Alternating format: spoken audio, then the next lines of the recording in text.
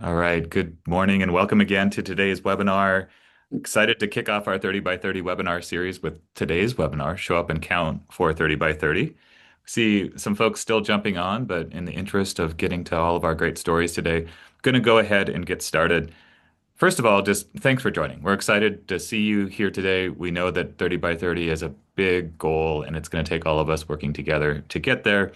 And so having you be part of the conversation and learning with peers from across the state is a big part of how we work together to move toward that goal. If I haven't met you yet, hello, I'm Sean Johnson. I'm part of the 30 by 30 engagement team that supports the CNRA leadership team and partners throughout the state in working towards our 30 by 30 goal. Couple of things to do here as we get started. First, all the tech things. This is a Zoom webinar, so a little bit different than the Zoom meeting. That means you've got a couple of different functions. The chat function should still be working for you at the bottom if you want to share resources or say hello or share gratitude or appreciation for speakers. That's where you do it. The Q&A function is also live on this one, and we really want to highlight that as the place to put your questions. So if you've got questions of any of the presenters throughout today's webinar, go ahead and put those in the Q&A. We may not get to all of those during the webinar itself, but we look at those and can be really taking those into account as we move forward. The meeting is being recorded. You might have heard that as you jumped on. That's so that we can share the webinar with others after today's live session. And finally, we're in the age of AI, and so we are disabling AI notes if there are any requests to include those. And that's simply because we want to make sure that everyone's engaged and fully present for today's discussion, and because we'll be making a live recording of this available on CNRA's 30 by 30 website after the session today. All right. Want to just highlight our roadmap for today before we jump into the conversation. So as we jump in, I want to turn it over here pretty shortly to Deputy Secretary Hurdle for some opening remarks and some framing. And then we've got 30 by 30 highlight stories that we're going to do here. Excited to have Craig and Adriana join us from the northern part of the state, talking about some of the working forest issues that they've been partnering on and advancing. And then we're going to head to the central part of the state. Kevin and Jackie are going to join us to talk about what it looks like in the rangeland context. And then we've got a mitigation feature story from Southern California that Don and Adam are going to walk us through. And excited to have Rita join us at the end of today's seminar or webinar. She's a California Climate Action Corps fellow to talk to us about some of the data tools that are available and really empower us to all move forward with making sure our data is counting towards this 30 by 30 goal that we've all set. So with that, I do want to turn it forward to Deputy Secretary Hurdle. Megan, it's great to have your leadership and your voice. It's been fun working with you over the last couple of years to advance the 30 by 30 goal together and to really see you as a true partner with others throughout the state. So turning over to you. So much, Sean. I appreciate that very kind introduction and welcome everyone to our first 30 by 30 webinar of the new year. So happy new year. I know it feels like it's already been a bit of a long year, but I'm really grateful that you've all joined today to help us show up and count in this new year for 30 by 30. And we'll get more into what that is in a second. But I did just want to let you know that we here at Natural Resources Agency are very excited about this upcoming year. This is the last year of the Newsom administration. As you all know, Governor Newsom executed and brought 30 by 30 to California through his executive order in 2020. It is now also a state law, so it will last past this administration, but it continues to be a priority for the governor. And we are committed to working with all of you and the many stakeholders around California to really get as much done under this initiative as we can in this remaining year of the Newsom administration. We've got many great things planned for this year. I'm going to highlight a couple of them before we get into our main program. But I also just wanted to say we're really excited to hear about what all of you are going to be doing in the space for 30 by 30. We often talk about this being a big tent movement, and that means all of you are doing the work out on the ground, implementing 30 by 30 in your communities and in your regions through your jobs and your volunteer time. So just a big thank you for all that you're thinking about doing in this upcoming year. Two things that I wanted to make sure are on your radar. So, California Natural Resources Agency is working with state parks and also California Department of Fish and Wildlife to launch a 30 by 30 ambassadors program.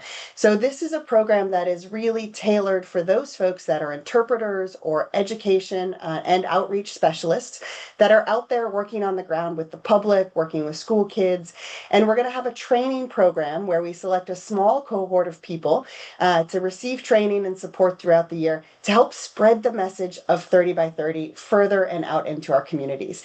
So my colleague Madeline dropped a link into the chat. I encourage you to take a look at it. There was a webinar we hosted a couple weeks ago that provides more information on how to apply. We are accepting applications until the end of the month. So please be sure to reach out if you have any questions, and would love for folks to sign up and join us in that ambassadors program. The second thing I wanted to put on everyone's radar, the climate bond this year will begin to roll out funding through many of our boards, conservancies, and departments. We have a website, a climate bond accountability website that you can go to find out the latest information on funding that is available, program guidelines, what has been awarded, and some really helpful tools that you can use as you think about what projects you want to submit for potential public funding through that. 30 by 30 is one of the big objectives of the climate bond, and we're really excited to see those funds move out on the ground to achieve conservation, climate resilience, public access, and much, much more. So today we're here to talk about the Show Up and Count initiative. So moving into this last year of the Newsom administration, we really want to make sure that we have all of our data and what should be counting for 30 by 30 accurate. We also want to make sure that we're doing everything we can to identify where there are new opportunities for conservation across the landscape in California. So a few things on this. It's important for us to have accurate and transparent mapping for what counts for 30 by 30, so we know that what is already protected in California remains protected. We also want to understand how to better link the areas that are conserved under 30 by 30 so we can provide corridors and species movement across California. And I know many of you on the call have connectivity as a priority for your work. And finally, we also want to understand where there are gaps. Where are there places where we need to do more to conserve the amazing biodiversity and habitat of California? And to know those gaps, we need to understand what's already protected. So we appreciate you joining us today. We're going to be highlighting 3 different sets of lands that count for 30 by 30 or can count.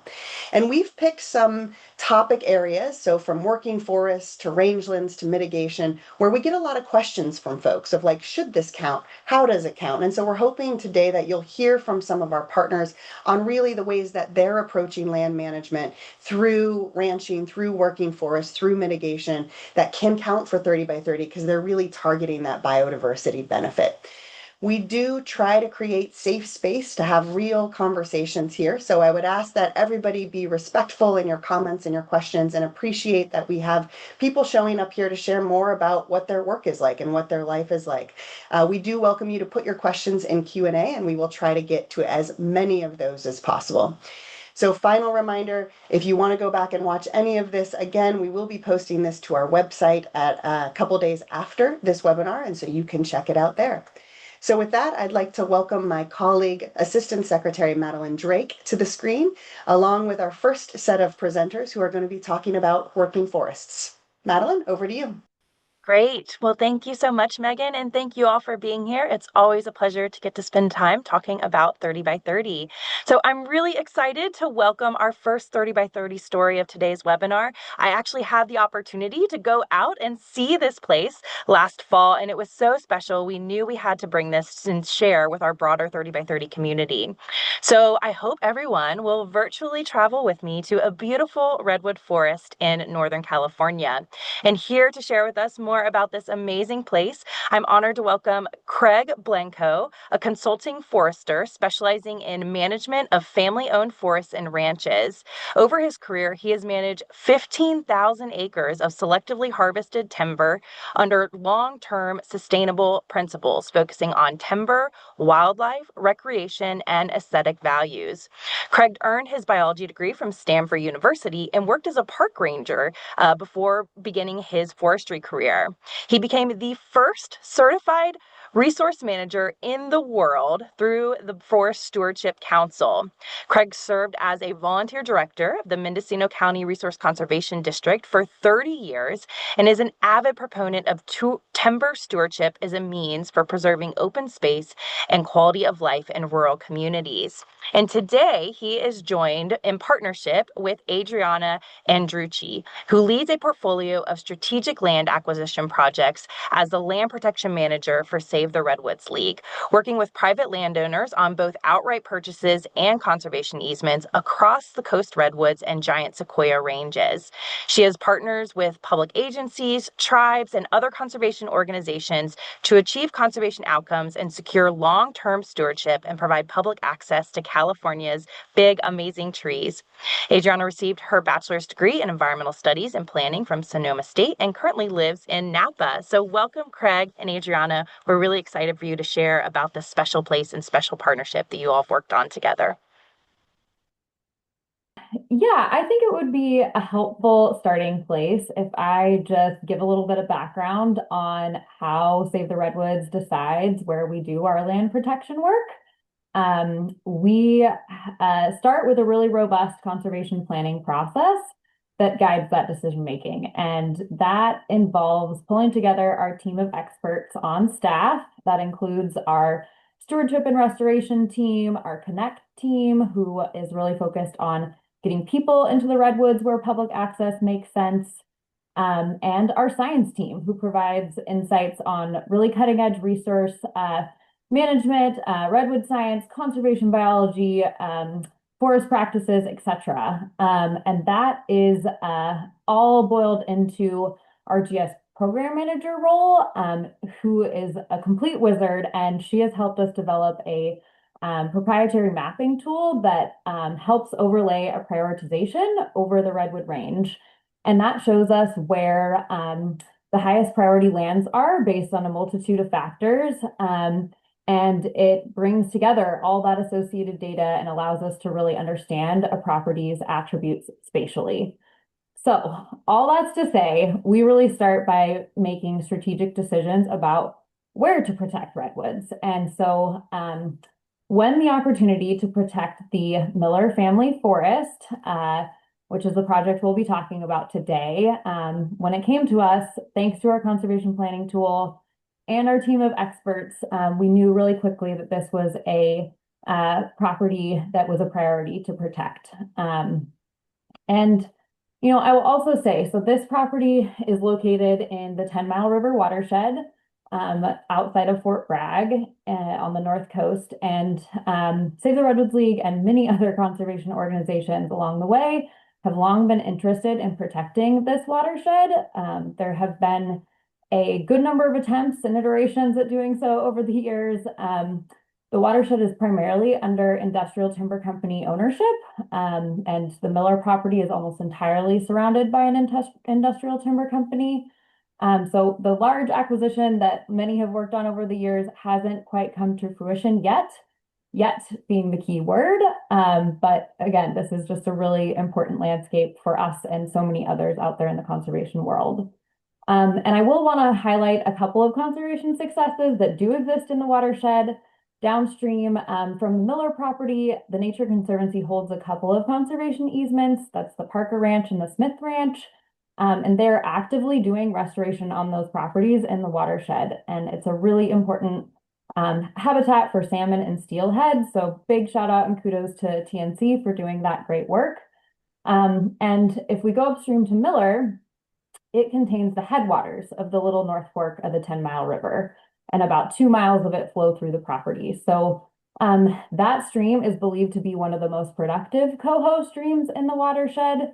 So again, Miller's in the right place, it's strategically located. And I think what makes the partnership that Save the Redwoods and the Miller family and Craig have is that the property has been managed under a selective harvest regime for 50 plus years. This is a really, really long time to be doing that management.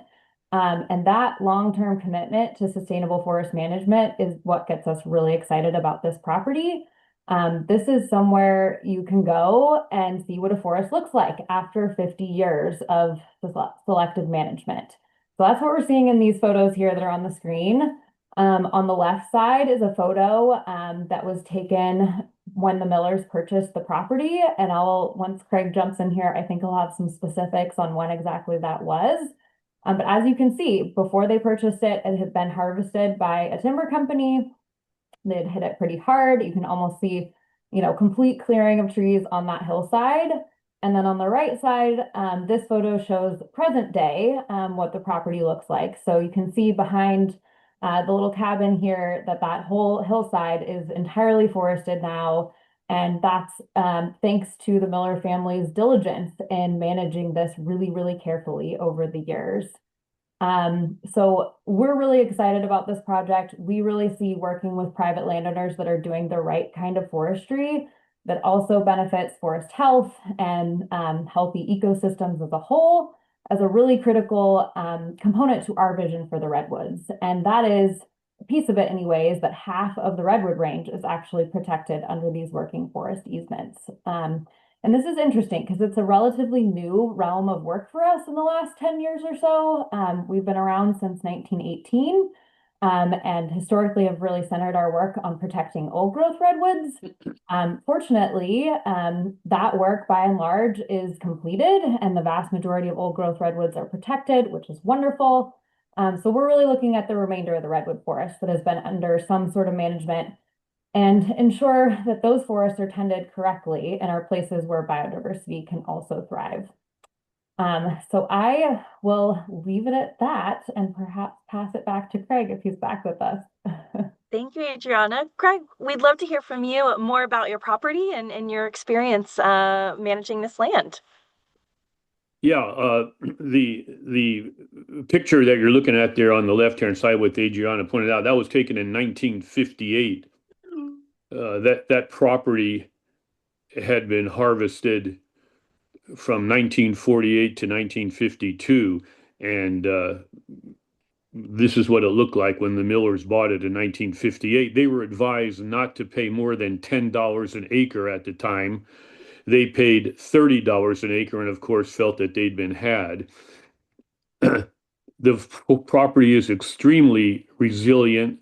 The property is extremely productive. The area on the right, behind the cabin, we've harvested that area 5 times starting in 1972. And today there's more timber there and larger trees than when the sustained yield program began in 1972. Yeah, I've known the family since I was a teenager, since my former wife was one of the owners of the property, and I'd been up to that property since I was in high school. And in terms of the conservation easement, the Millers were very concerned about 3 things. Number one was a threat from within the family. As the family grew, more and more people were married, more and more people became part of the family, and there are always situations where this person or that person may not get along with the other people, and so there was always a continual threat that the property could possibly be subdivided or broken up. That was the main sort of factor that pushed them into this. The second thing, as I mentioned, they did not want to see the property broken up. It's 850 acres. They wanted to see it kept intact. And the third thing that made them interested in the easement is that they wanted to keep the sustained yield program intact. So those were the reasons that they finally decided to pull the trigger on the conservation easement. And this is not an easy thing for landowners. These people have been very emotionally attached to the property, and that's what you'll often find with these landowners. And in fact, in my 40-something years of working in the woods, I found that that's one of the biggest factors in having people committed to managing their land sustainably, is that there's an emotional tie of some kind to that property. And that's what the Millers have had through the generations. And so I think that's a very important thing. that you need to consider, especially when you're considering that an easement is forever. And, the landowner is giving up rights that they've taken for granted for decades. And so it can be sometimes a heavy lift on the part of the landowners and on the part of the, in this case, Save the Redwoods League to make these things come together. These are not for the faint of heart. We're in the third year of dealing with this property. The funding is an issue, and working all the details out with the league are an issue. And to the league's credit, I have to give them a shout out because they've been very practical. They've been realistic, and they understand the economics of trying to maintain a property like this. So I've worked with them before. I think they're going through a paradigm change now where the old growth is gone. Their old paradigm of buying old growth is simply not relevant anymore. And now, if we want to conserve these, at least the redwood timberlands, we're going to have to start looking at these managed forests. I think that's a very, very important paradigm. And I credit Adriana and a lot of the folks nowadays in the league with looking at this new approach to conservation easements. Great. Well, thank you, Craig, and thank you for sharing your story and sort of how special this place is to you and your family. So, you talked about this being a long-term partnership, right, between the family and Save the Redwoods League. So, Adriana, I was curious if you could share more about what that long-term partnership looks like from Save the Redwoods League perspective. Sure. Thanks, Madeline. Well, conservation easements are a forever document, so this will definitely be a long-term relationship. Buckle up, Craig, or we're in this. Well, the Miller project is an active project, and we are working to finalize the conservation easement and get it funded and all of that good stuff. But once it is recorded and finalized, it will be tied to the land in perpetuity. So as an easement holder, as a land trust, we'll be doing annual monitoring the property to ensure that the conservation values that the easement is protecting are being upheld. The easement has Save the Redwoods League sort of standards that we've developed for working forest management that have been carefully developed by our team and curated. And that pairs with a forest management plan also that gets really specific on how and where allowable activities can occur. So other things to think about. So in addition to annual routine monitoring, we are also out there visiting the property both pre-harvest and post-harvest to inspect the property and the work that Craig and the family have done. So for pre-harvest, we're looking at the actual trees that Craig has gone out and marked that will be cut. So we can see and visualize what that will look like. And then for post-harvest, we get to see the unit after it's done and just make sure that everything was done as expected. And this property and a lot of other smaller forest landowners have their property under a non-industrial timber management plan. That's a really long-term planning document for forest management. So we're able to sort of forecast what management will look like into the future. And, so these harvest inspections, these visits on forests, especially that Craig managed, not a ton of surprises, but, it is our role as the easement holder to get out there and make sure that all 70 plus amazing pages of that complex legal document are upheld. So that's everything from special restrictions in riparian zones to limitations on new development in specific areas where it's allowed. So we're paying attention to all of that, and it really takes a ton of diligence and a strong relationship with the landowner to pull it all off. Great. Yeah. And so speaking of management, Craig, from your perspective, can you share more about why forest management and healthy forests go hand in hand with biodiversity and conservation? Yeah, it's interesting. My background was in biology, and when I was in school, I never heard the term biodiversity. I hadn't heard that till probably 15 years ago. But when I thought about it, what I realized is this. We don't manage the forest for biodiversity. We get biodiversity from the way we manage the forest. And that's really important. I think the very first thing you need to acknowledge here is that when you go in to do a selective harvest, when you leave the forest, you want to have a forest remaining, basically, so that if you look at an aerial photograph of before and after our harvest, it looks basically the same. We cut 25% of the volume, not number of trees, but of the volume every 12 years. And we found over the last 50 years that this is a sustainable level that will always allow us to uh, increase our harvest each 12-year period without any detriment to the stand. Um, we do it, we have this sustained yield philosophy for two very, very simple reasons. Number one, we cut less than we grow. And number two, we leave high quality trees in the post-harvest stand. You know, if the stand is growing 1,000,000 feet, 1,000,000 board feet every 12 years, we may cut only 750,000 feet. So you allow 250,000 to accrue to the growing stock. And that is a big, big difference when you start magnifying that over decades. So that's a quantitative goal we have. That speaks to how much you can cut, but it doesn't really talk about which trees you cut.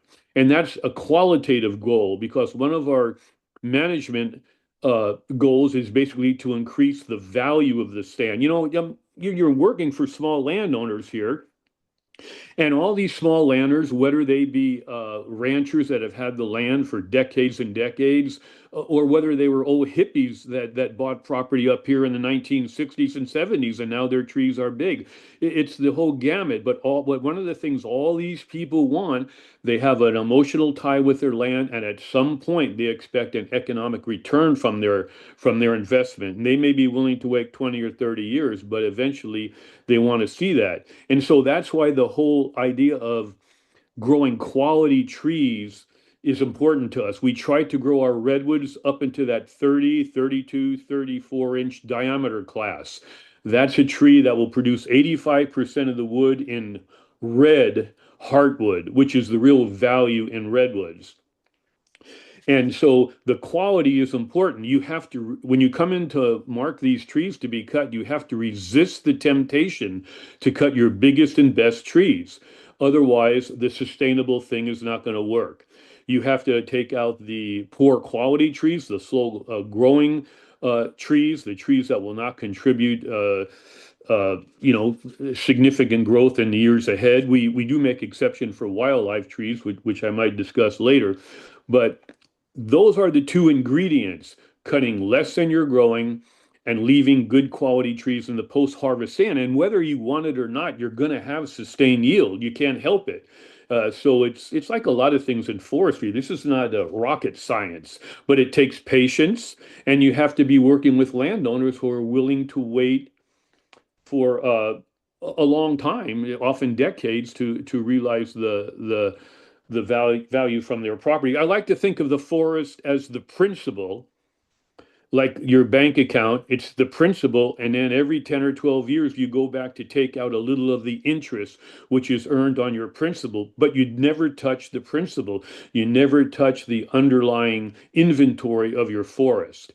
And I think that's a good way to look at the way I like to manage forests. Awesome. And thank you, Craig. And I will say, when we went out to the property, one of the very first things you showed us was an incredible raptor nest. And so just the biodiversity that's there is quite incredible. So I'm seeing in our Q&A box, different questions about management, things like wildfire, and sort of the economics of things. So can you share a little bit more? What are some of the biggest challenges you face in managing for healthy forests? Well, we had talked about this the other day. I would say you were talking about two different things there, but I would say the main challenges I have are not in the forest. The main challenges I have are with people, and I think a lot of foresters who forest consultants would agree with that. You know, you have, and I would divide the challenges into three groups of people. Number one are the landowners. You know, when a landowner asks you to come onto their property to look at it, it's like they're inviting you into their living room. But when you go out there and you start cutting their trees, especially if they've never been exposed to this, it's like they're inviting you into their bedroom. It becomes a very intimate, it becomes a very emotionally charge issue. And so I like to call it sort of hand holding, but really what it is you're trying to encourage the landowners to look at it, to look past the short-term effects. Let's face it, logging, no matter how you do it, is not the most beautiful thing in the world. But we try to mitigate it. We realize there's an important part to the aesthetics of logging. And so we do a lot of cleanup. And so a year or two after we log, well, when you came out to the property, we were looking at areas that had only been logged a year or two before. So the landowners are one issue that you have to deal with, because they may have unrealistic expectations, and it's my job to make their expectations realistic, and it's my job to implement those expectations on the ground, at not only trying to work for the goals of the landowner, but also I work for the forest too, and that's really important to me. And when there's a conflict, sometimes I would rather put the forest as the highest priority, and try to convince the landowner to have a separate viewpoint. So the landowners are one challenge. The other challenge are the loggers, because a lot of times, at least historically, not so much now because I've been working with guys for a while, is to make the loggers understand that we're trying to do a logging job different than they're normally accustomed to. So I'm totally convinced that any logger can do a good job if he understands what is expected. A, B, you pay him appropriately, and C, you're out there to make sure that it's going the way you want. So that can be challenging, not only dealing with the personalities of the head logger or the owner of the company, but also with all the guys on the ground. So that takes time and effort. And the last thing I would say is a challenge is the regulatory agencies, not because of the regulations per se, but of how sometimes the regulations are interpreted or implemented. All anyone in the industry wants is for the regulations and the regulators to be fair and and reasonable, and most of them are. But occasionally we will have someone who has a attitude, a preordained attitude about logging, and that makes it very tough.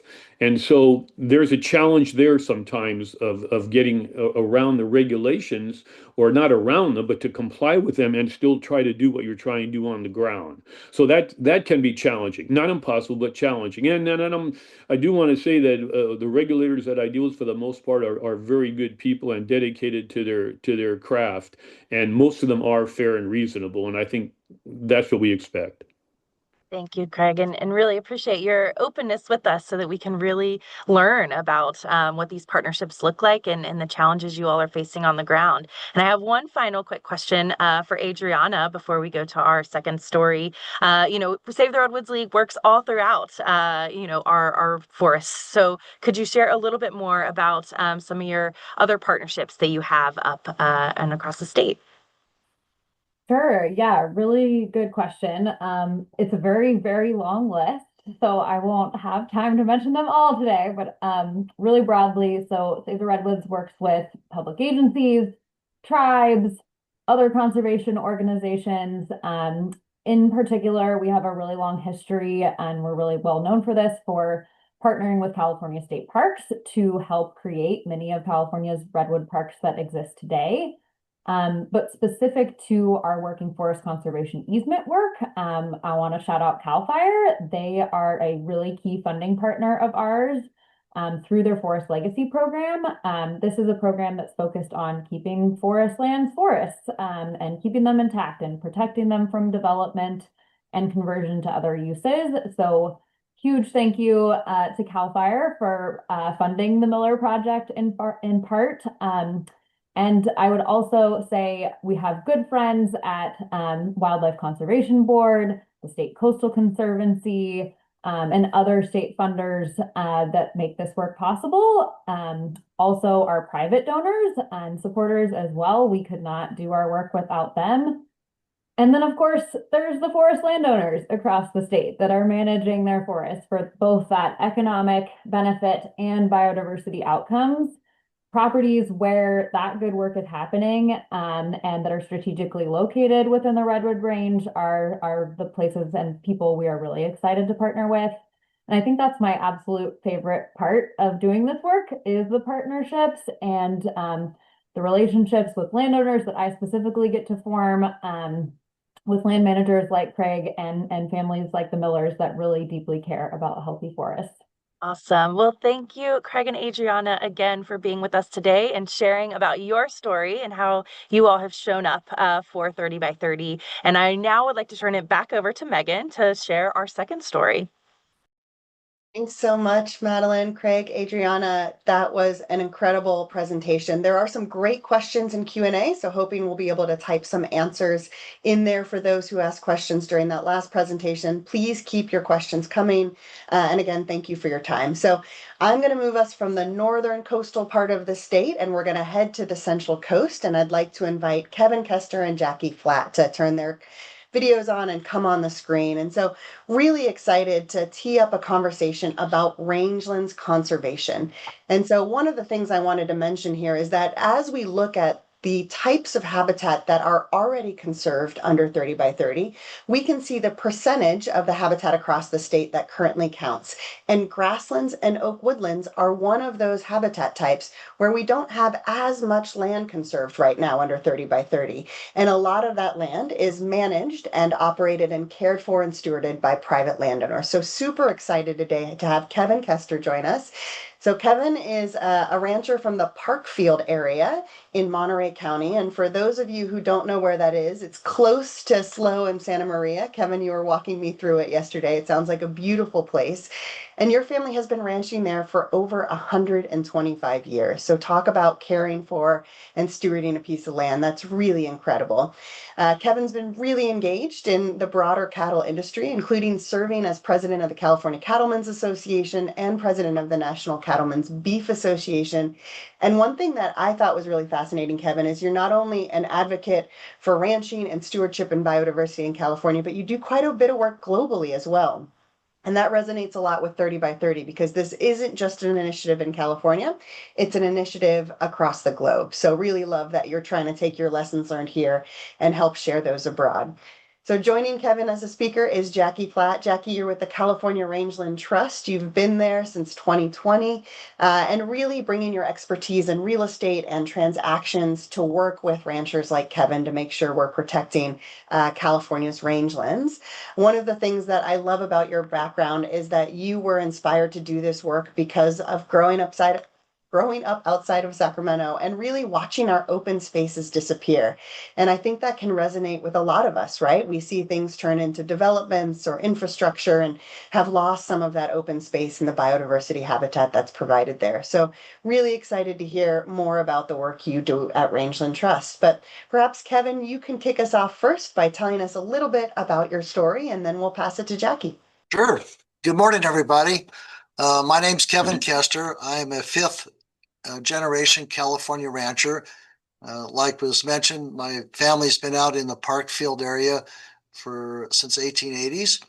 And so living, this is a picture of part of our ranch. It's oak woodlands, pine trees, annual grass habitats. And so it just grew up living, born and raised on the ranch, grew up with a close connection to the land.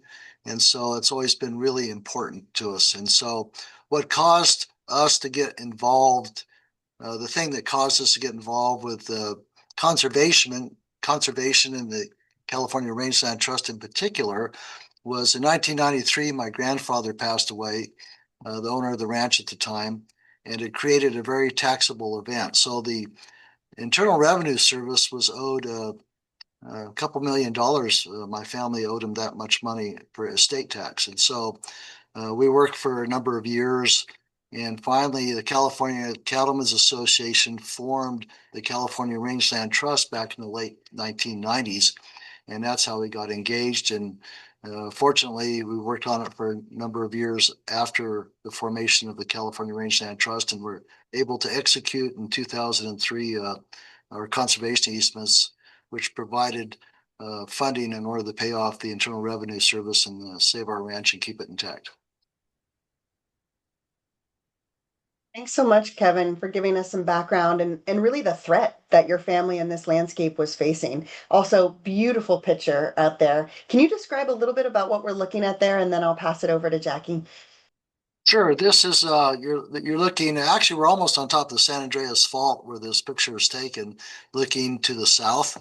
And the valley, you can't really see it, but that's where our houses are, and a valley above Parkfield there. And so this is just some foothills to the north of that, and just kind of represents the oak woodlands and landscape of how our topography is. Really beautiful, and I love seeing the wildflowers in the foreground there. Hearing we're going to have a big super bloom this year, so you'll have to send us all an update from your ranch as we move into spring. Jackie, can I pass it over to you to give a little bit of background about your work and the role of the Rangeland Trust? Of course. Thank you for having me here today. I am Conservation Director for California Rangeland Trust. And as Megan mentioned, I grew up south of Sacramento in an area that used to be considered a really heavy ag town. My parents actually grew up there too and can remember one stop sign in the entire town. And unfortunately, it just keeps growing and growing. And so the conservation mindset was really near and dear to me. When the opportunity to work at Rangeland Trust came up, I jumped at it. And every day I get to talk to ranchers and producers who are concerned about the same sort of thing, about development, about outside pressures that are making it economically difficult for them to keep producing and looking really for solutions to maintain their legacy and their ability to operate for years to come. And so luckily at Rangeland Trust, we are wholeheartedly supporters of those producers. We are very thankful for the partnerships that we have formed with agencies and private funding partners too, to be able to conserve essential habitat, essential agricultural areas, and support our landowner partners as well. Incredible. Thanks for that background.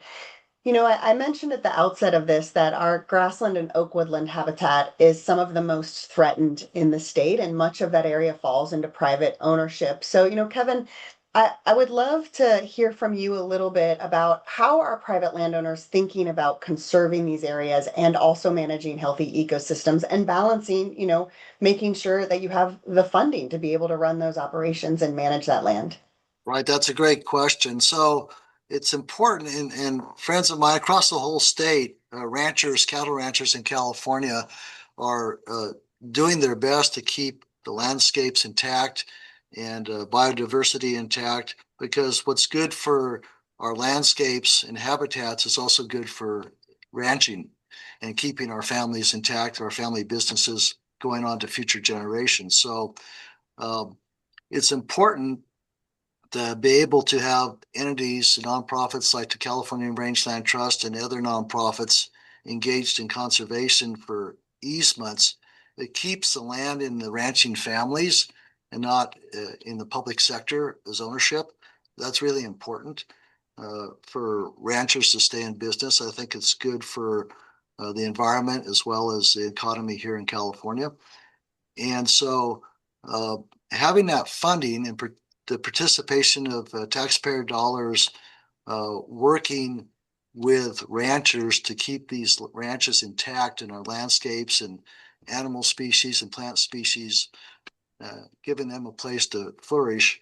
It's really important for all of the citizens of California in particular. So it's a good use of taxpayer dollars to co-op with private investment through the ranchers and public funding to keep these ranches intact and to help improve perpetuity for not being split up and developed into ranchettes or sold for development.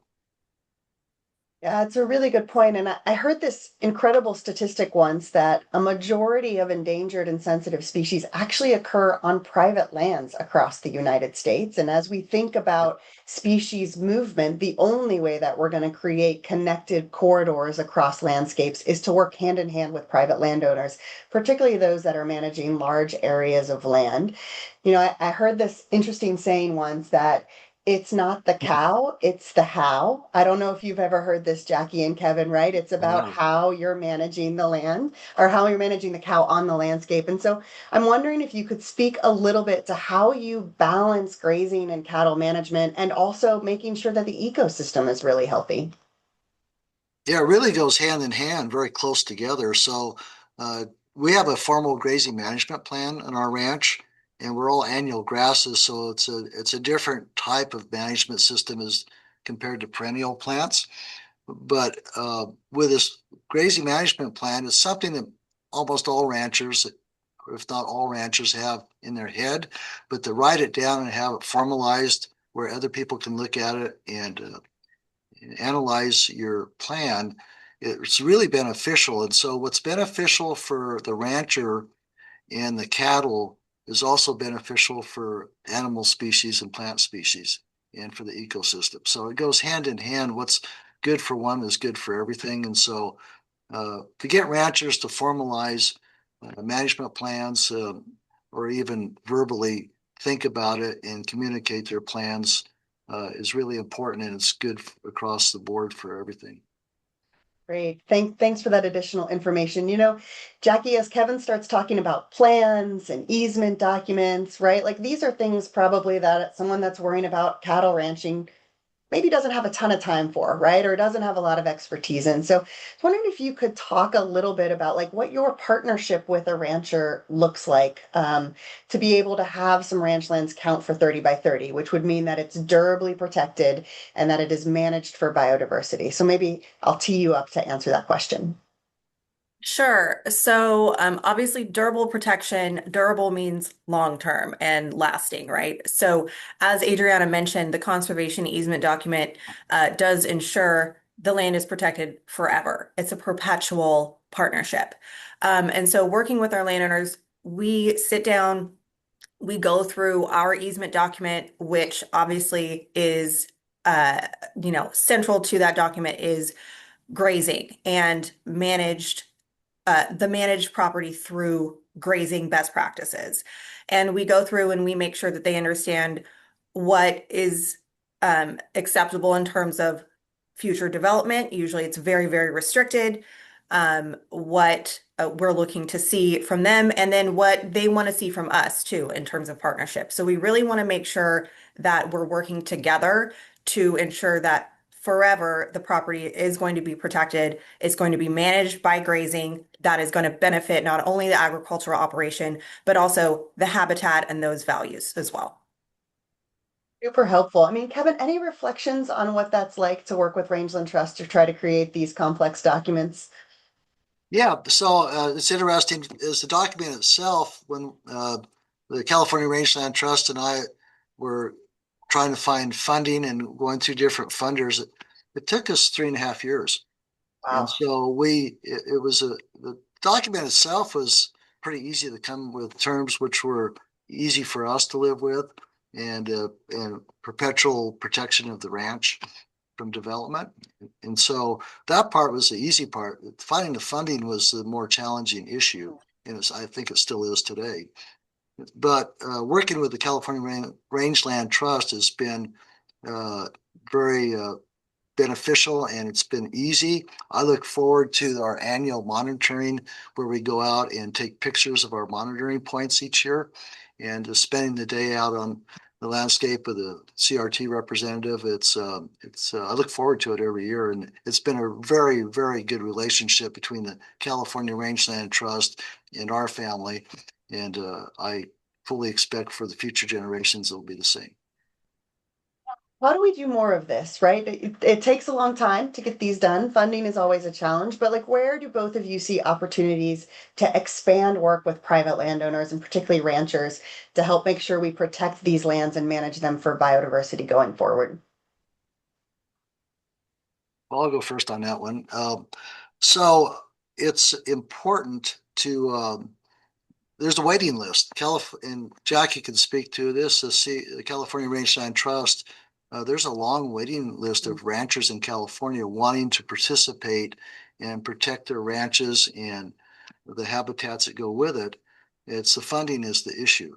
And so we just need to work with partners, NGOs, and state agencies to come up with the methods and resources for being able to fund all the ranchers that want to participate in conservation. Jackie, anything to add on that? Where do you see the opportunities? Absolutely. There is a huge opportunity to work with more private landowners in California.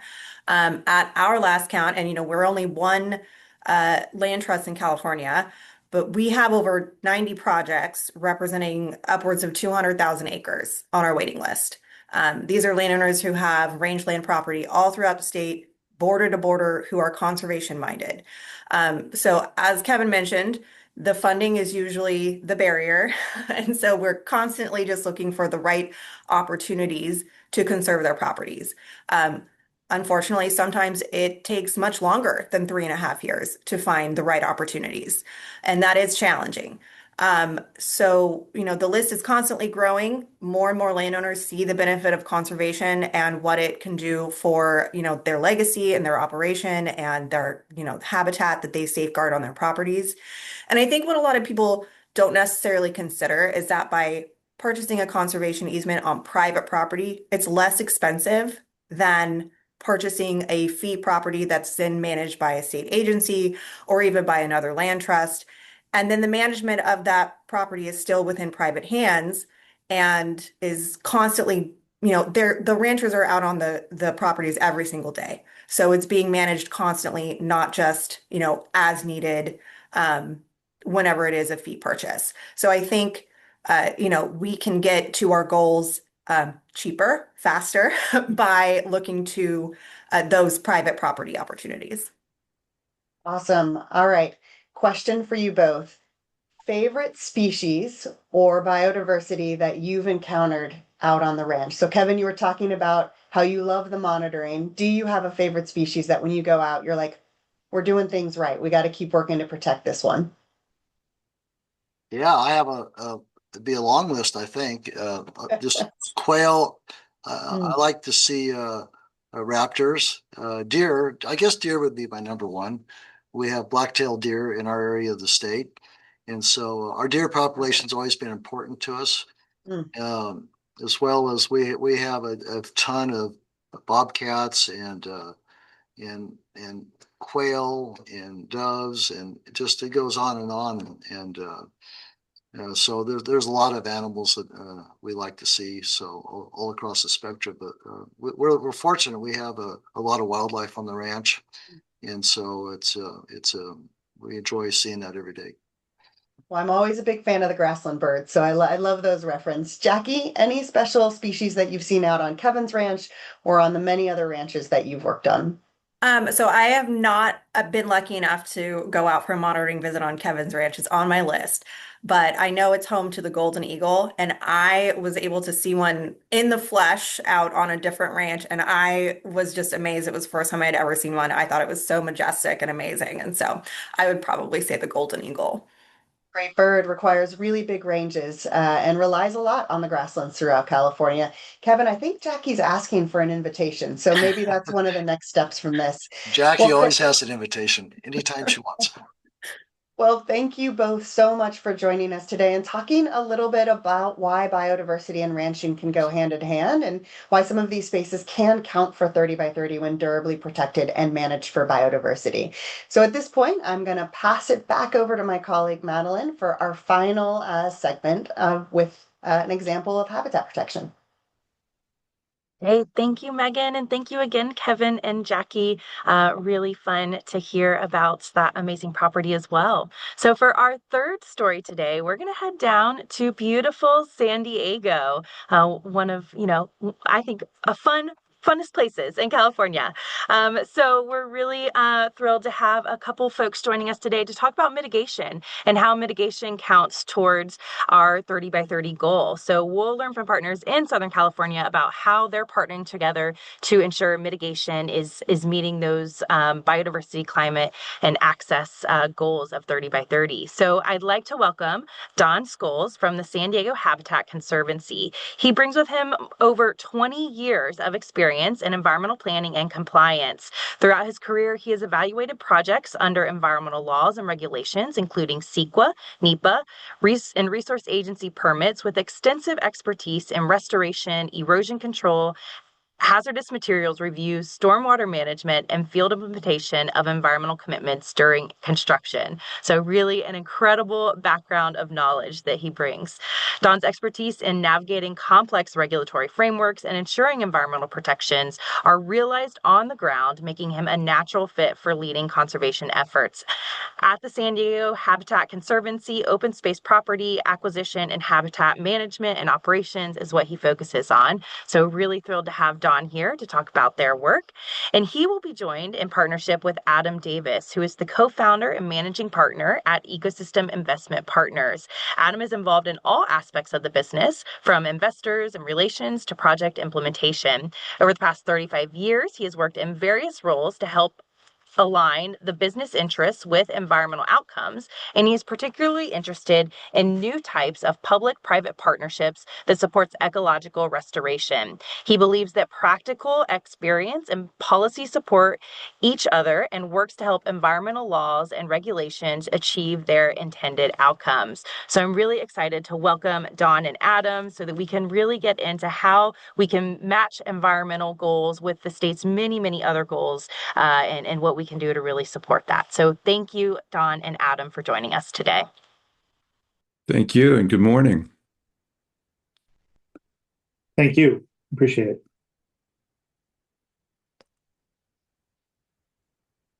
Great. Well, feel free to share more about your work. We'd love to hear what this partnership looks like. Sure. I can kick it off, Don, with a little description of the River Park Bank, and then we'll talk a bit about the partnership with the San Diego Habitat Conservancy. So if you could go to the next slide. Today we're going to talk about the River Park Mitigation Bank in Riverside, California. Riverside is actually a spectacular part of California. The county is about the same size as the state of New Jersey, and it has a real abundance of natural resources. The county has a multi-species habitat conservation plan, and that plan addresses the needs of over 230 species. We started looking for a project in Riverside County in about 2015 and came across a property in the San Jacinto floodplain just below the Paris Reservoir. The Paris Reservoir is the southern terminus of the State Water Project, and the San Jacinto floodplain was a highly impacted area that had potential for a real fantastic restoration because there's a unique mosaic of habitats in the region that had been damaged in the 1920s when drainage ditches were cut really across the center of the valley, straightening out the natural meander of the river and creating berms that prevented the floodplain from being attached to the river. So in 2016, we purchased about 600 acres of property just above Paris there, you can see on the map. Maybe you can go to the next slide. And began the planning process for a restoration project that would restore essentially vernal wetlands, including some really rare habitats. And there were 4 different types on the property: alkali vernal pools, alkali playas, vernal meadows, and alkali succulent scrub habitat, which is sometimes called inland salt marshes. There was a really large contiguous block of those alkali soils, but as I said, they were detached from the floodplain of the river and didn't have the hydrology. So we began a complex process with the multiple agencies on an interagency review team, and in 2019 began the construction process, which included pushing the berms in and flattening them out, recreating a channel network to allow floodwater to reattach, and then grading shallow basins using microtopography, which creates variability in the soil, in the height, the elevations of the soil, for plant diversity and different diversity of habitat. So maybe you can go to the next slide. The project has been a fabulous experience to be involved with. There are many, many partners involved in the design and construction, but ultimately the goal was to recreate habitat for some very rare and quite threatened plant species like spreading navaricia and San Jacinto Valley crown scale. Um, and you can see from the pictures really what it was like. And actually, these before pictures don't really do justice to how rough, how rough the condition of the site was when we first encountered it. Trash had been dumped illegally in the valley, um, so the site had to be fenced.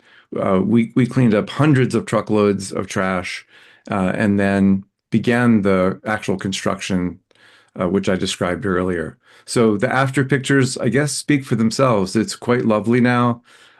This spring should be fabulous out there, and these are fields of the threatened and rare plants that we were trying to restore. So next slide. So now I'll hand it off to you, Don. I'll just say that we were introduced to Don and the San Diego Habitat Conservancy by a biologist named Barry Jones, who worked with us on the design and conception of the restoration plan. And Don had known the Conservancy, and so that was the spark that put our two organizations together.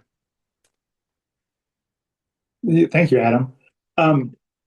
Yeah, so San Diego Habitat Conservancy, I guess, we're kind of the local managers for mitigation, or mitigation-based land trust is the way I bill SDHC.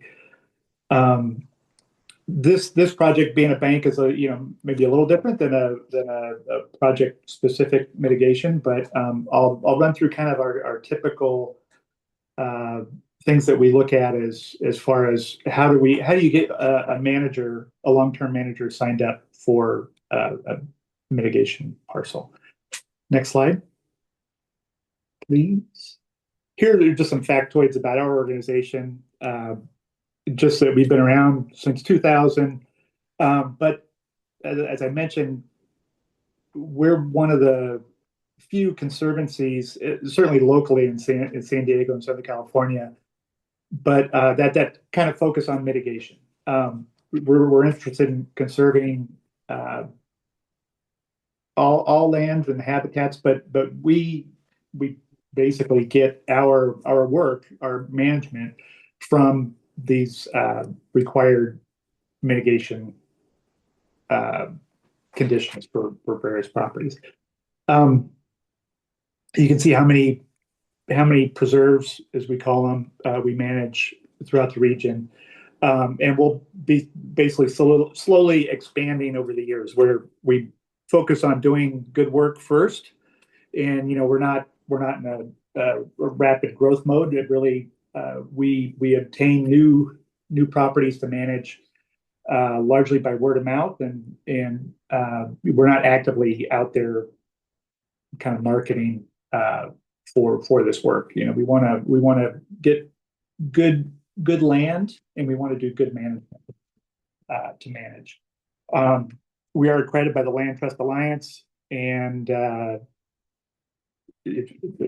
we're funded for the work that we do via endowments for each specific project. The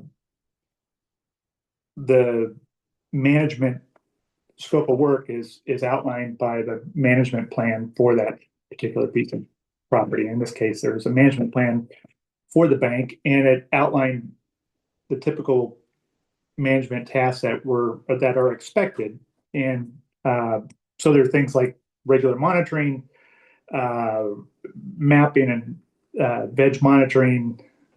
Always there's an invasive control component, sensitive species surveys, both faunal and floral, 10-year updates of that management plan, and then we get into any adaptive management recommendations that we may have. Other kind of maintenance tasks like picking up trash and making sure access is limited, there isn't trespassing. This one actually has an education component included in the project that we're to encourage not an active program, but we're going to be encouraging any partnerships in the future with any groups, and just to share the site, hopefully instill a sense of place and stewardship with the folks in the region, in the community, and we report on all that back to the resource agencies and the IRP in the annual report, and that's the way they get to see the work that we did, what went well, what didn't go so well, what we're going to change for next year. Next slide, please. To actually get us in place as a long-term manager. And at one point I was going to make, it's interesting, on the mitigation side, quite often the manager, whoever that may be, whether it's SDHC or somebody else, is often the only entity that's involved with the project in perpetuity. There's the project proponent, the developer, who forms an LLC or develops a piece of property. In this case, it's the bank, it's the development, but they build their project and they move on. So quite often, the owner isn't involved in the long term. The easement holder is. We run into a variable parties for easement, willing easement holders. They can be the local municipality. Sometimes there are other quasi-governmental groups. In this case, it's going to be the Western Riverside Regional Conservation Authority. But sometimes that's a hard party to recruit for your needs in a project, and so sometimes we'll be the grantee of a conservation easement. But here are the three things that need to be put in place before we actually get officially signed onto a property. So we do a cost estimate based on the tasks that are laid out in the management plan. Some of you might be familiar with the acronym PAR. Property Analysis Report is the old software that was used. We have our own system that we throw in some more letters and call it an ELM, an estimate for long-term management. But basically, it's just the cost. What is it going to cost to implement these tasks that are in the management plan? We come up with that number.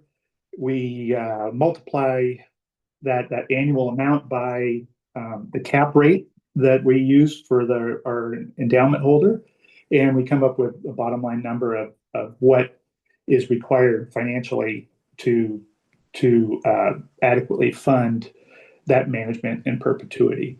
We're making sure the conservation easement or a similar document like a restrictive covenant is in place. And then also the operating agreement is just our contractual document with the owner or proponent, outlining various responsibilities on both sides. Next slide.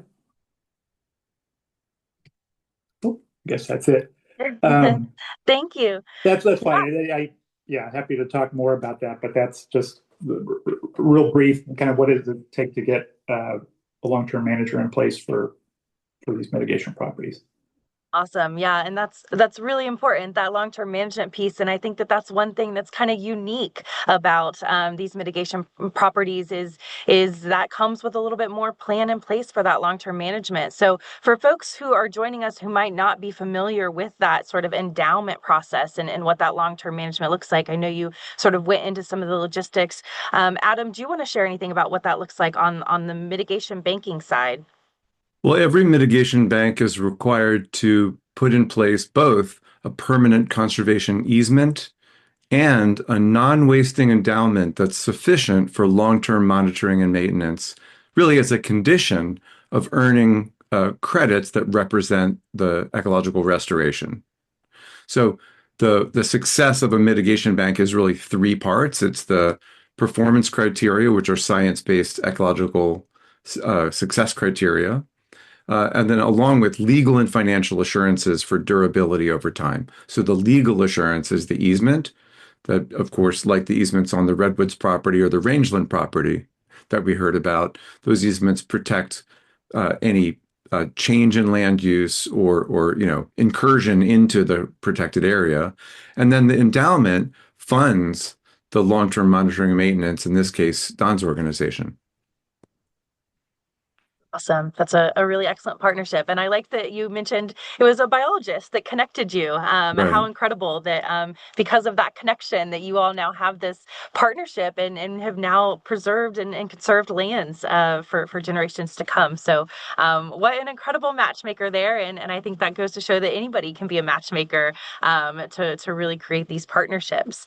Adam, I'd like to ask you a really hard question, if that's okay, because we want this to be a really candid conversation with our 30 by 30 partnership. So there can be a perception of mitigation being piecemeal and not as robust as ecologically focused restoration, or that mitigation drives development. So can you provide more background on how mitigation works to sort of help us, work through that biases that folks might have? No, that's actually a great question, Madeline. I'm happy to get into it. So I think there's two parts to the question. The first is about the scale and the standards that mitigation banks are held to. When you say it's piecemeal, that would imply it's not landscape scale, and robust would imply that the standards for performance aren't strong enough, right? And I think what's happened is as mitigation banking has matured over the past 35 years or so in California, but across the United States, the standards really have improved such that the ecological success criteria, along with the legal and financial assurances, are actually extremely robust. The standards that we're held to in order to earn credits represent really meaningful success on the ground, along with, as I said, durability. And in terms of being piecemeal, banks have gotten larger and more strategically sited over time as well. As mitigation banking companies have grown, they've had more resources to do larger projects. And so a project like River Park in Riverside County, where land is quite expensive, is actually 600 acres approximately in a valley where land values are high and there's tremendous development pressures all around. So we were able to bring in private capital to buy that land, place the easement on it, and fund all the restoration to a high standard. The second part about whether or not we enable development, I think it's really worth thinking about the relationship between development and mitigation carefully. Mitigation, in my view, anyways, makes impacts more expensive. By requiring mitigation, it actually makes development that damages natural resources in California more expensive than it would be otherwise, which then increases the incentive to avoid those resources. So the mitigation hierarchy is avoid, then minimize, and then mitigate. But mitigation is not opposed to avoidance. Mitigation actually inspires avoidance because the cost is what makes people want to not do it. So it's a good thing to require mitigation, not a bad thing. The second thing is that it creates incentives for restoration. And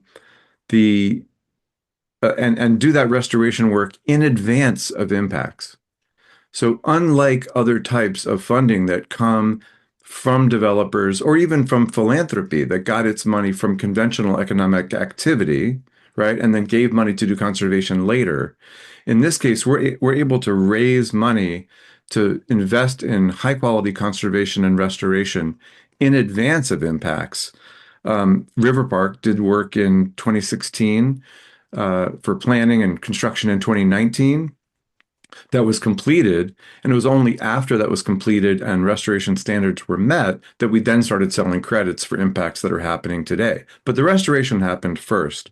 And then lastly, and briefly, mitigation provides additional resources for conservation beyond traditional sources of funding like philanthropy and government grants.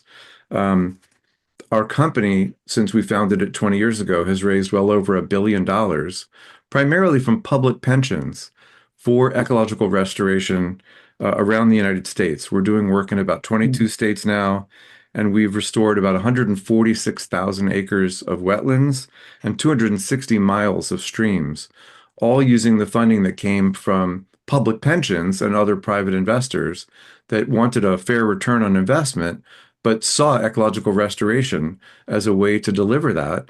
And I think that's a great alignment of resources and the kind of outcomes that 30 by 30 is interested in. So I'll stop there. Yeah, definitely. California has so many priorities, right? We need housing, we need clean energy, right? And we really want conservation to be a part of all of those discussions. And mitigation is one way that we think that we can really, make sure that hopefully nature and people can thrive throughout California to really meet our mission. So thank you for that, Adam. And then, John, I have one final quick question for you before we turn it over to our last segment. You mentioned, education programs and working with the communities. So could you just quickly touch on what it means to sort of engage the communities around the properties that you're working with once they are sort of in long-term management of your conservancy?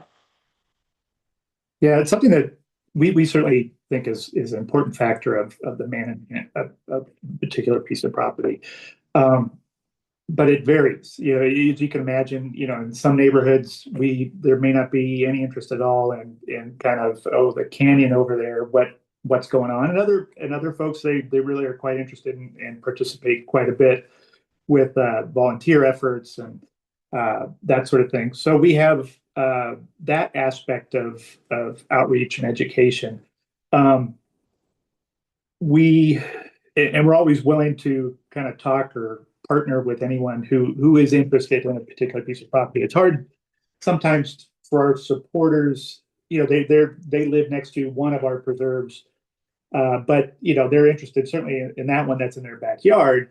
But it's hard to get them interested in another piece of property that could be the opposite end of the county.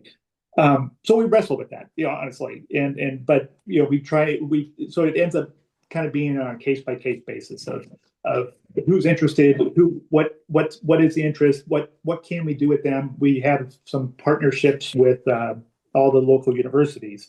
Sometimes there's folks out there. What we have to offer is the land, and the public is not allowed to access the land. Typically, the easements on the land for the benefit of the plants and animals that are there and the habitats. But we can allow access either under our guidance or under the umbrella of education or research or that sort of thing. So we have quite a few projects with all the local universities. We have an internship program with local high schools and the university students. The universities have done their various research projects and thesis projects. We have it just depends. We have a partnership with the San Diego Zoo where we've reintroduced burrowing owls to Ramona grasslands that haven't been there for 40 years. And so it just depends, but but it's something that we think is an important factor, because we always want to instill a sense of stewardship with whether it's the person that literally lives that's their backyard or lives in the region or has other interests in biodiversity, biology, science, etc. So it just depends, but we always encourage that where we can. Thank you. We appreciate the work both of you do to really conserve areas in California and sort of integrate them with the communities that are there. So thank you, Dawn and Adam, for joining us from San Diego and sharing your story and partnership. And I hope it sparks new partnerships like this all across the state. Thank you. Thank you. Always happy to talk anytime. Great. So for the final segment of the webinar, I'm really excited to introduce you all to Rita Ali. She is our team's 2025-2026 Climate Action Corps Fellow. Rita is a recent graduate from Brandeis University with a bachelor's degree in environmental science. And Rita joined this fellowship program because she wanted to be a part of a movement working towards meaningful, community-driven solutions to conserve our natural environment and support climate resilience. So she's just getting started in her career, but we're really excited that she's joining us for this year. I'm excited for you all to meet Rita and to learn from her and what you can do to show up and count for 30 by 30. So over to you, Rita. Thank you, Madeline, for the introduction. Hello, everyone. And thank you to all our wonderful speakers for sharing those stories. For the final portion of this webinar, I will be taking you all through some of the data tools you can find on our website, how to identify new conservation areas, and how you can share or update your data to show up and count for 30 by 30. We can go to the next slide, please. Great, thank you. So here's what our main page looks like. This is the Conserved Areas Explorer, where you can get a clear overview of the number of acres and the corresponding percentages of conserved areas across the state, and a map of where these areas are located, which can help us find new areas for conservation on the road to 30 by 30. Next slide, please. What's also really cool is on the Biodiversity Explorer, you can see the percentages of different types of ecosystems that are conserved. So again, I highly recommend exploring these tools, whether or not you have land to add, because there's some really neat information about conserved lands across the state, and a lot of detail that might be useful for you in general, on top of helping identify new areas of conservation for 30 by 30. Next slide, please. So we partner with Green Info Network, and they manage these databases, the California Conservation Easement Database and the California Protected Areas Database, which have the best available data that meet the definition of 30 by 30. And as you can imagine, managing a statewide database is complex, so we need your help. And we want to conserve as many new areas as possible, and update the information about those that are already conserved. So if you haven't already, you can go to these databases to confirm if your data is correct, to update any data that might be missing, and assign gap codes, which I'll talk about on the next slide. To better understand these gap codes, there is a gap code flowchart up on the CA Lands Toolkit website. I won't go too in depth here for the sake of time, but just so you know, gap 1 and 2 do count for 30 by 30, while gap 3 and 4 do not. So gap 1 covers areas managed for biodiversity where natural disturbances are allowed to proceed, while gap 2 covers areas managed for biodiversity where natural disturbance is suppressed. So think about a place where we might stop a wildfire from burning. That's an example that would fit into gap 2. Gap 3 areas, on the other hand, are those that have high intensity extractive uses like logging and mining. And gap 4 status usually indicates that there is no known mandate or protection. And again, to get a more detailed understanding of these gap codes and to assess what category your land might fit into, definitely check out the CA Lands Toolkit website and take a look at that flowchart. Next slide, please. So what can you do next to show up and count for 30 by 30, what we're all here for? If you're a nature advocate supporting 30 by 30, you can help us a great deal by finding new areas for conservation, using the Data Explorer tools we just covered and that have been dropped in the chat there. You can zoom into your region all the way down to county and check to see if there are any lands in your area that you think should be counted for 30 by 30 but are not currently. And if you do think those lands could count, please reach out to those people that manage that land, like your local county or city, to see if their lands count already. And if they don't, see how we can help them to make these lands count, whether that's improving data, management, or protection. And that way we can advance our conservation goals in these specific areas. Next slide, please. And if you are one of those landowners or managers, you have a couple of options. First, you can use our survey tool linked in this QR code here, and linked in the chat, to easily submit or update your information about your conservation area and really make your hard work count. All you have to do is fill out some details about your land, and we will reach out to you for more information. Another option you have is you can also check if your land's if your lands count for 30 by 30 in a table format on these databases using the 30 by 30 toolkit that I mentioned. You can also confirm if the gap data is correct or to assign gap codes to your lands. And once you've checked all of that out, feel free to send updated information directly to cpad@calands.org. Next slide, please. And then finally, everyone can help us no matter who you are or what role you play. You can spread the word. So you can share out these resources with your network so that folks can be a part of the 30 by 30 story. We do need all hands on deck to meet our goals and are grateful for each and every one of you showing up and doing the work to advance this movement. So thank you, everyone. And with that, I'll pass it back to Megan to wrap us up. Thanks so much, Rita, for that clear and compelling explanation of gap codes and why updating data is important and how you can do it. So in these closing minutes, I just want to say a big thank you to everybody who joined this webinar and an encouragement to please take a moment to go to the map and look at the lands that are in your area to determine if they are correctly coded and also to figure out where there are new opportunities for conservation. I really hope that today's conversation helped inspire people and answer some questions about different ways different land management can show up in 30 by 30, from working forests to rangelands to mitigation banks, to what we would more traditionally think about as 30 by 30, which would be parks or conservation easements or areas set aside just for biodiversity. Also, just a quick reminder again about our ambassadors program. If you are interested in applying for that, applications are due by the end of the month. Please sign up for our newsletter or check out any one of our social media accounts on LinkedIn, Instagram, or X to stay on top of what's happening on 30 by 30. And thank you all again for joining us today. If you want to go back and watch this recording again, it will be up on our California Nature website in a few days. And I hope you all have a wonderful rest of the week and a happy new year. Thanks so much, all.